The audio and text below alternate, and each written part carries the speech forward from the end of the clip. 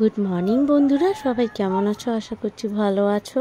আর আমি কিন্তু খুবই ভালো আছি, কিন্তু ততক্ষণ পর্যন্ত ভালো ছিলাম যতক্ষণ পর্যন্ত এই ঝড়টা এসেছে।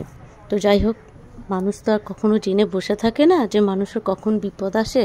তো সেরকম আমার ক্ষেত্রেও হয়েছে। তো আমি খুবই ভালো ছিলাম, সকাল সকাল স্নান সেরে নিয়েছিলাম, নিয়ে তারপরে যে এখানে ঠাকুরকে পুজো দিয়ে দিয়েছি। তো তারপরে রান্নাবান্নাও সেরে নিয়েছিলাম, সবটাই তোমাদের সঙ্গে শেয়ার করব। কিন্তু তখনও আমি জানতাম না যে আমার সাথে এরকম একটা ঘটনা ঘটবে। তো খুব তাড়াহুড়োই ছিলাম, কেননা একটা জায়গায় যাব, আজকে একটা জায়গায় বলতে বোনের বাড়ি যাব, আবার চলেও আসবো। তো সেই জন্য খুবই তাড়ার মধ্যে ছিলাম, আমাদের লেডিস স্পেশাল ট্রেনটা ধরতে হবে সেই জন্য। তো তাই কোনো রকমভাবে তাড়াহুড়ো করে তাড়াতাড়ি করে পুজো দিয়ে যতটা পেরেছি তোমাদের সামনে একটু তুলে ধরার চেষ্টা করেছি। কেমন লাগছে সাজানোটা একটু বলো। আমি না ভীষণ ভালোবাসি ফুল দিয়ে ঠাকুরকে সাজাতে। জানি ঠাকুরকে ফুল দিয়ে না সাজালেও চলে, মনের ভক্তিটাই হচ্ছে আসল ভক্তি, তবুও বেশ ভালোই লাগে আমার। তো যাই হোক, কী কী রান্না করেছি চলো দেখে নাও। বরের জন্য ডাল করেছি, মুসুরির ডাল, আর রুটি, সকালে খাওয়ার জন্য রুটি। আর এখানে আছে উচ্ছে, আলু, সর্ষে বাটা দিয়ে একটা ঝাল। আমাদের তিতোটা হয়, রেগুলার হয় উচ্ছে, কিমা শাক, নয় নিম পাতা, তিতোটা হবে। তারপরে এখানে যে এক হাঁড়ি ভাত করে নিয়েছি, ও নিয়ে যাবে, আমি খেয়ে যাবো, আর মেয়েও খাবে। তো এবার বেরিয়ে পড়বো। তো এই যে দেখো, ফাইনালি আমরা বেরিয়ে পড়েছি। বর দোকানে চলে যাবে, আর আমি চলে যাব ট্রেন ধরে ডিরেক্ট বোনের বাড়ি। তো চলো, তারপর তোমাদের সঙ্গে দেখা হচ্ছে। অবশ্যই পুরো ভিডিওটা দেখো, জানতে পারবে যে কী হয়েছে আমার সাথে। আমি এখনও জানতাম না যে আমার সাথে এত বড় একটা দুর্ঘটনা ঘটে যাবে। তো যাই হোক, ট্রেনটা পাবো না ভেবেছিলাম, কিন্তু ফাইনালি ট্রেনটা পেয়ে গেছি। আর এই যে মেয়ে বসে আছে পাশে, যতটা পেরেছি ক্যাপচার করেছি।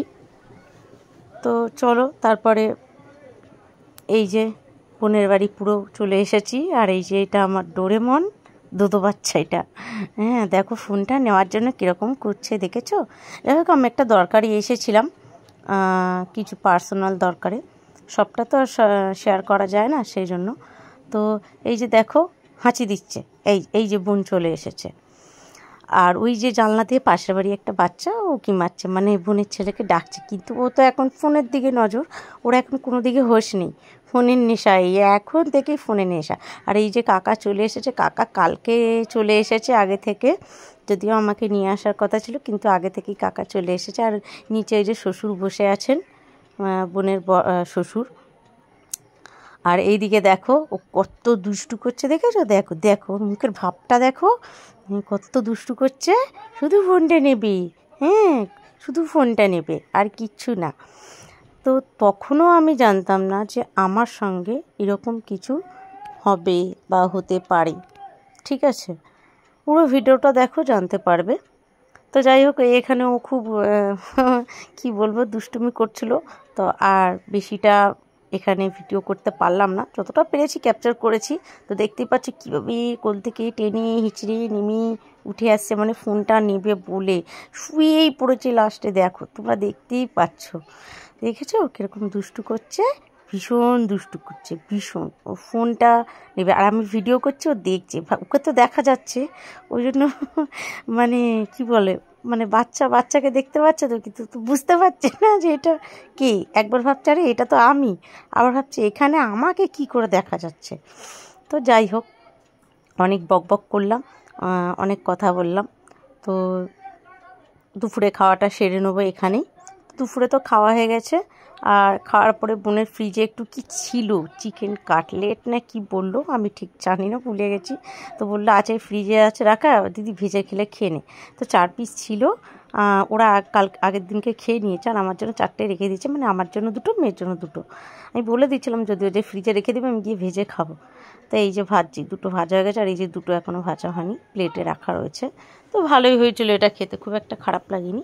হ্যাঁ, চিকেন কাটলেটই বললো, চিকেনটা কি করেছে আমি ঠিক সেটাও এখন বলতে পারছি না। তো যাই হোক, এই হয়তো আমার হ্যাঁ, কপালে দুর্ভোগ ছিল আমি জানি না। এদিকে খাওয়া দাওয়া করছি, তো খেয়ে টেয়ে নিয়ে বোন বললো চল কটা রিলস বানাই। তো এই যে কটা রিলস ভিডিও আমরা করে নিচ্ছিলাম, কমেডি ফানি ভিডিও। তো অবশ্যই তোমাদের সঙ্গে ভিডিওটা একদিন শেয়ার করব। তো খুব মজা করেছি এই ভিডিওটা করার সময়, ঠিক আছে।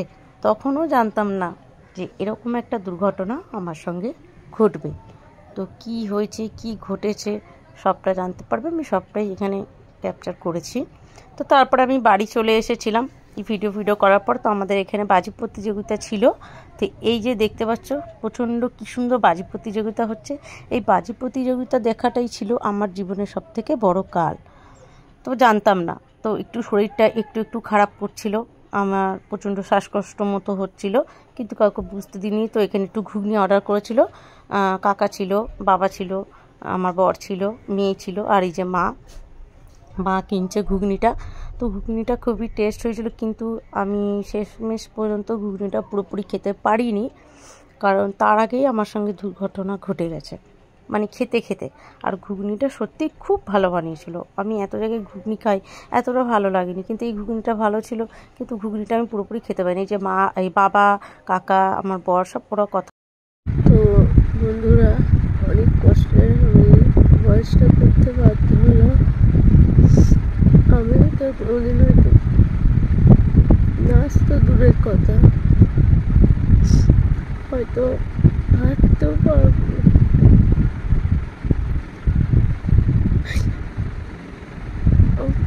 আমার একটা পাতে সমস্যা ছিল, তুমি সবাই জানো।